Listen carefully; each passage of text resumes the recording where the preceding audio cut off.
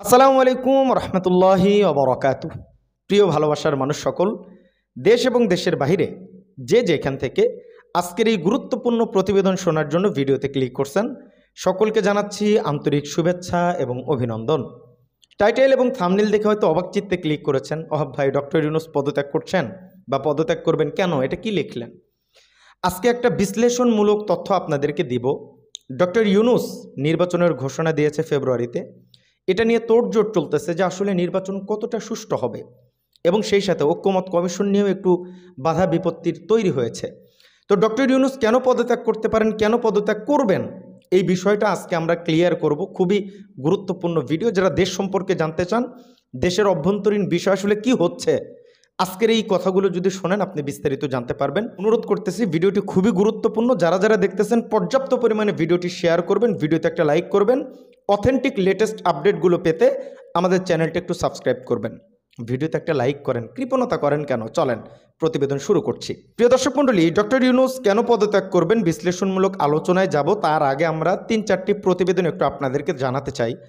প্রথমেই একটা প্রশ্ন আপনাদেরকে করি, যারা এই ভিডিওটি দেখতেছেন, আমাদের জাতির পিতাকে, যারা ভিডিওটি দেখতেছেন সকলে একটু কমেন্ট বক্সে উত্তর দিবেন যে আমাদের জাতির পিতা আসলে কে। আজকে আগস্ট মাসের 15 তারিখ, 2023 সালের আগস্ট আর 2025-এর আগস্টের ভিতরে অনেক তফাৎ। স্ক্রিনে দেখেন, এই মুজিবের আপনার মৃত্যুবার্ষিকীতে খিচুড়ি পুলিশ নিয়ে গেছে, আর একটা সময় পুলিশ খিচুড়ি বয়া দিয়ে আসতো। এই হচ্ছে এখনকার পার্থক্য। এবং সেই সাথে টুঙ্গিপাড়ায় শেখ মুজিবের সমাধিতে পালন হয়নি তার মৃত্যুবার্ষিকী। আপনারা দেখছেন শেখ মুজিবুর রহমানকে নিয়ে অনেকেই অনেক ধরনের আবেগময় পোস্ট করেছে, কতটুকু যৌক্তিক আমি জানি না, এ ব্যাপারে একটু আপনারা মতামত দেবেন। এবং একটা গুরুত্বপূর্ণ বার্তা আপনাদেরকে দেখাই, বিএনপির বড় পদ কিনলেন আওয়ামী লীগের দামি প্রার্থী নাহিদুজ্জামান নিশাত। প্রভাবশালী আওয়ামী লীগ ব্যবসায়ী ফ্যাসিস্টদের দেশ শতকে নিয়েছেন নানান সুবিধা, 8 কোটি টাকায় পদ বাগানোর অভিযোগ তার বিরুদ্ধে। আমি কিছু বলবো না, আমার দেশ পত্রিকার প্রতিবেদন। এবার আসেন মূল আলোচনার বিষয়ে, যে আমি কেন লিখলাম ডক্টর ইউনূস পদত্যাগ করতে পারেন। এটা তার আগে জানতে হবে যে প্রেস সচিব শফিকুল আলম বলছে যে নির্বাচন ফেব্রুয়ারিতেই হবে, কোনো শক্তি নেই এটি প্রতিহত করবে। ইতিমধ্যে নির্বাচন পরিচালনার সঙ্গে সম্পৃক্ত সকল দফতর বিষয়টি নিশ্চিত করেছে। আমরা এটি একটি শান্তিপূর্ণ নির্বাচন দেখতে চাই। আসলেও কি শান্তিপূর্ণ নির্বাচন হওয়া সম্ভব বর্তমান পরিস্থিতিতে? আমাদের ফুয়াদ ভাই কথা বলছেন যে পদত্যাগ করতে পারেন ডক্টর ইউনূস, কিন্তু কারণটা কি? খুবই গুরুত্বপূর্ণ বিশ্লেষণ তিনি করছেন। ভিডিওটি একটু লম্বা হবে, যারা জানতে চান আমার সাথে একটু থাকেন যে মূল ভিতরের আসলে কাহিনীটা কি। কালের কণ্ঠ পত্রিকা প্রতিবেদন করছে যে পদত্যাগ করতে পারেন ডক্টর ইউনূস, কারণ জানালেন ফুয়াদ, এরকম একটা হেডলাইন তারা করছে। সেখানে বলা হচ্ছে যে বাংলাদেশ জামাত ইসলামী এবং জাতীয় নাগরিক পার্টি এনসিপি নির্বাচনে না গেলে ডক্টর ইউনূস পদত্যাগ করতে পারেন বলে মন্তব্য করেছেন আমার বাংলাদেশ এবি পার্টির সাধারণ সম্পাদক ব্যারিস্টার আসাদুজ্জামান ফুয়াদ। তিনি এই কথা বলছেন। সম্প্রতি একটি বেসরকারি টেলিভিশনের টকশোতে অংশ নিয়ে তিনি এমন মন্তব্যগুলো করছেন। টকশোতে ফুয়াদ ভাই বলছেন যে আওয়ামী লীগ যেমন 18 এবং 73-এ একতরফা নির্বাচন করে নিয়ে গেছে এবং সেটা আনফেয়ারলি করেছে, এবারের নির্বাচনও ফেয়ার, সুষ্ঠু বা একতরফা হওয়ার সম্ভাবনা রয়েছে। কারণ জানাইছেন যে বিএনপির ইতিহাসে প্রথমবারের মতো তাকে সিরিয়াসলি প্রতিটি আসনে কমপ্লিট করার মতো কোনো প্রার্থী নাই। কে আছে বলেন? এক আসনে যদি আপনার তারেক রহমান দাঁড়ায়, আর এক আসনে যদি মির্জা ফখরুল দাঁড়ায়, মির্জা আব্বাস দাঁড়ায়, এদেরকে টক্কর দেওয়ার আসলে কে আছে? ফুয়াদ ভাই এটাই বলছেন যে টক্কর দেওয়ার কেউ নাই। সেখানে সব দল যদি একত্রিত হয়ে যায়, তারপরেও বিএনপির এগেনস্টে 100 প্রার্থী দেওয়াও সিরিয়াসলি কঠিন হবে। বাস্তবসম্মত কথা বলছেন ফুয়াদ সাহেব। আরও বলছেন, তবে বিএনপির সবচেয়ে বড় চ্যালেঞ্জ হবে বিএনপি নিজেই।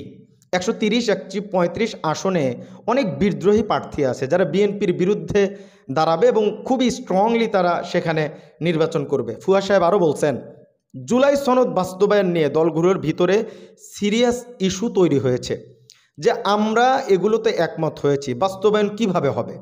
বাস্তবায়নের ব্যাপারে কমিশন যে প্রস্তাব করেছে এটা আসলেও বিএনপির প্রস্তাব, এটা এনসিপি জামাত তাদের কোনো প্রস্তাব সেখানে উল্লেখ করা হয়নি। আগামী সংসদ 2 বছরের মধ্যে এগুলো বাস্তবায়ন করবে, কিন্তু আমরা অনেকেই এই প্রস্তাবের সঙ্গে একমত নই। এটা কারা? জামাত এবং এনসিপি, আরও যে দলগুলো আছে। তিনি বলেন, আমরা মনে করি ইতিমধ্যে যেগুলোতে আমরা একমত হয়ে গেছি সেটার জন্য কেন আমরা 2031 সাল পর্যন্ত অপেক্ষা করব।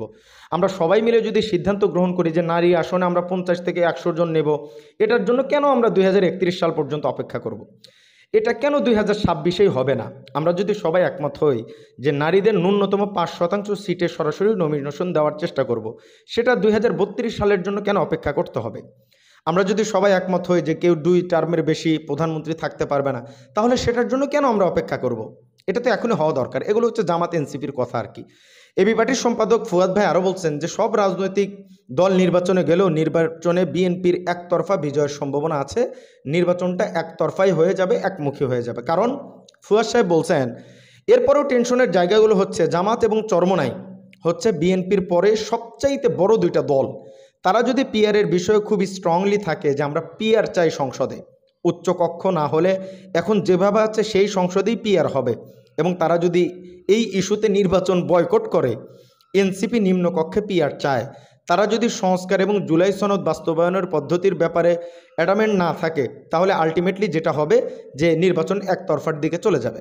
তখন সরকারের সামনে বিএনপি এবং বিএনপির সামনে অপশন থাকবে যে বিএনপি এখন যুগপৎ আন্দোলন থাকা যাদের আসন দেওয়া নেওয়া করেছে তারা বিরোধী দলে চলে যাবে।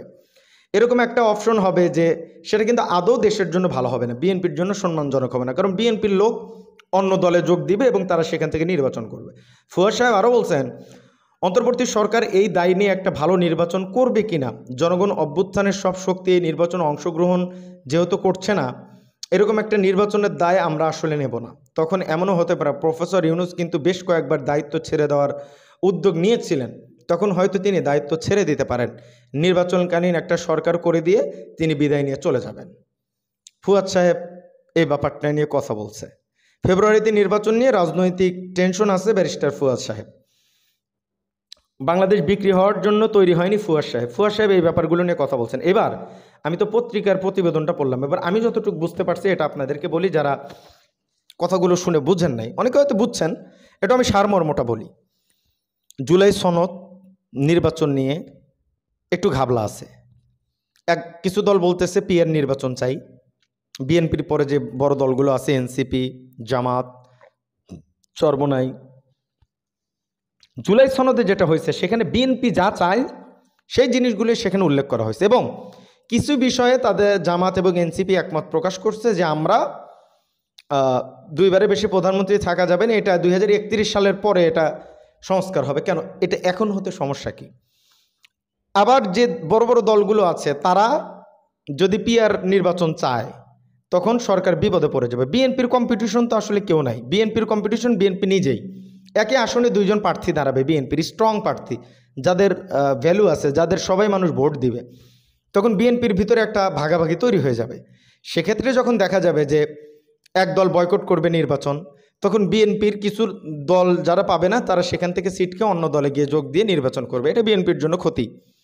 এই সময় যখন নির্বাচন বয়কট করবে তখন বিএনপির জন্য এটা একটা বড় চ্যালেঞ্জিং হয়ে যাবে যে একতরফা নির্বাচনের মতো। তখন ডক্টর ইউনূস সব কিছু সামাল দিতে না পারে নিজে পদত্যাগ করতে পারেন।